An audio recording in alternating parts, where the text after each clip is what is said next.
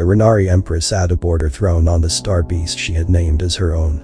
She was surrounded by her sibling spouses, all of whom sat on either side facing the large visual which depicted what her star beast was seeing. The air was cold and smelled like a fresh morning damp, just like her species' own home. All around the massive main living area of the inside of the star beast, plants native to the Rari home grew all around, and the sounds of native animal life filled the cavern. The Empress was 2 standard subunits high. The Rari were unique in that they had 2 sexes, but each sex had both sexual organs. Females were distinguished by their 4 mammary glands and males by their proportionally larger male sex organs. They were an avian species, although they had since lost the ability to fly since being raised by their caretaker race. They had large tail feathers that would plume when trying to attract a mate, mostly from the same family group as their own, seeing as they were attracted to scents, and the scents of family members were most pleasing to their snouts. Their bodies were covered with pure black feathers. They had 2 arms and legs, the feet having 3 clawed digits on each, while they had 4 clawed digits on their arms, the legs having larger claws than their arms.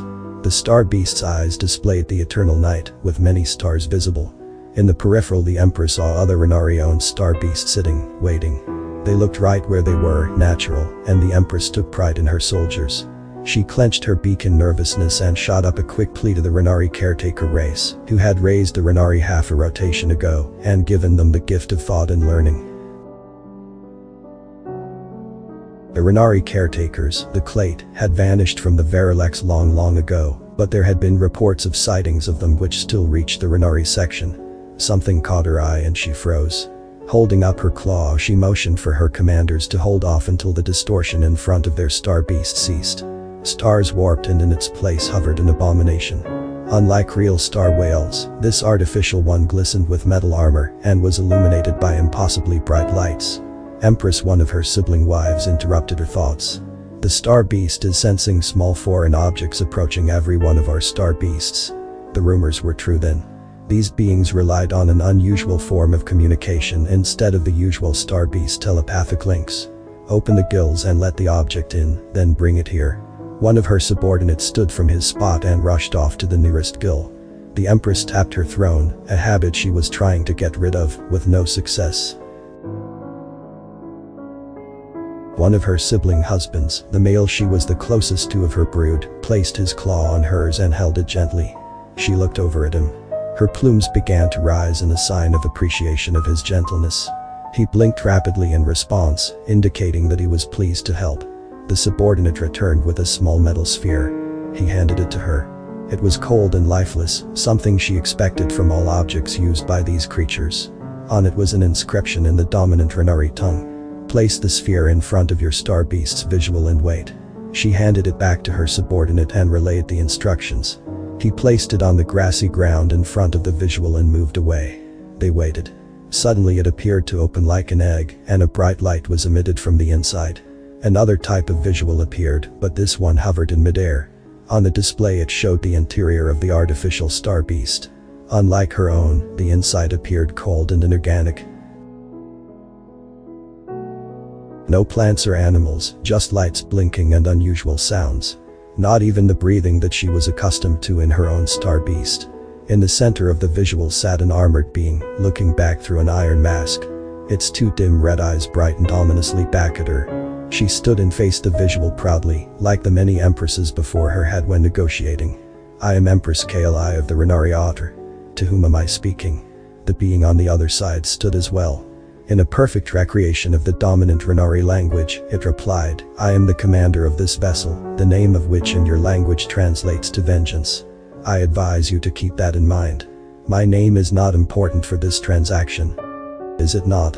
One of Kali's sibling wives trembled at the horrid-sounding voice, but Kali looked over with a look of reassurance. She turned back to the commander. I suppose it does not matter what your name is. You received our request, did you not? The man held up a scroll. She recognized it as the one she had sent by carrier. He opened it and read aloud. To the Merc, greetings and well wishes. As you are well aware, the Verilex has plunged into war. It has been catastrophic on every member. Hundreds of millions, if not over 1 billion lives, have already been lost since it started. However, the war has not reached your shores. Rumors have spread throughout the spiral that you will sell services to the highest bidder. We wish to reach an agreement with you. One of our enemy strongholds belonging to the Kik is too strong for even our best weapons to penetrate. We would be willing to pay you for your services to destroy it for us. Empress Kali. The commander rolled up the scroll and handed it to someone standing next to him. Kali looked closer at the slimmer figure standing next to the commander.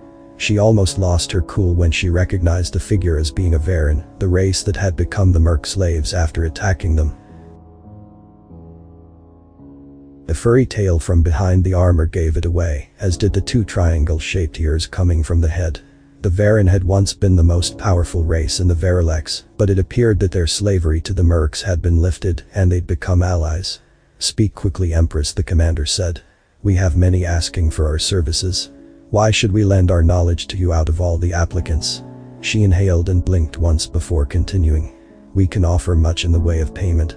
We know of systems teeming with the raw minerals you need to create your metal beasts. The commander leaned forward. You seem to know more about us than you let on, Empress. However, we have the combined space of 3 territories with plenty of raw materials. What else can you offer us? She had figured that was the case. Our territory is near yours, and we have hardly settled any of the homes there. We would be willing to lease some of our territory to you. You need to do better than a lease. The commander said, its voice almost a growl now. We don't do leasing. She was afraid that the Merc commander would say that. However, she was desperate. Well, we can offer you a quarter portion of our territory half. And we decide which half. She felt her heart race with nervousness, but she had practiced too hard to let it show. 1/3, that's all we can spare. Once more the Merc leaned forward. This isn't a bartering game, Empress. We know just how desperate you are. Surely half your territory is worth the destruction of an enemy stronghold that you have been attacking since the war began. Once more the rumors of the Merc's steep prices had not been exaggerated, neither had their ability to know all that was going on in the spiral. She fluffed her feathers. We can only spare 1/3 of our territory, however, we would gladly let you choose which one you take, she declared with all the authoritative tone she could muster. The Merc folded its own non-clawed digits together and tapped them, making a hollow metallic noise which nearly caused her to flinch. Empress, you will find that we are not one for this type of negotiation. Her feathers drooped a bit, but only slightly. In truth, the Rari had only settled a portion of the many empty homes within their territory. The Merc commander had called her bluff. Very well, we will surrender half of our territory to you as payment. Very good, Empress. Now, is there anything else we can do for you? As a rule, when making a deal with a new client race, we throw in an extra job for free on the first job. However, one thing you should know about us. If the jobs brought to us require us to in any way fight another Merc who has been hired by the enemy we are fighting for, we will never do it. And trust me, we will know if you try. That caught her off guard. She almost stammered out a no when she began to think. That one stronghold wasn't the only one that needed to be destroyed, but it was the one closest to her shores. She could think of around 6 others that her weapons couldn't infect. Quick thinking was one of her strong suites, thankfully, and she quickly narrowed down a Kik stronghold home that had been causing her soldiers and star beasts some trouble. She relayed this to the Merc. Very well, we will do that as well. Now show me where these 2 are located. Stars seemed to materialize in the air in front of everyone present. She recognized the grouping as belonging to the Rari Kit borders. Walking through stars, even though she knew it was some sort of Merc trick, was still quite surreal. She reached the 2 stars and indicated them. Their colors changed to red. These are the ones? The Merc asked. I am quite sure, she replied, fluffing her feathers once more. Very good. We will leave the orb with you so we can keep in touch. We will speak soon, hopefully even in person. The stars and artificial visual winked out of existence. She was glad it had done so quickly, or else the Merc might have seen the look of shock that spread across her beak.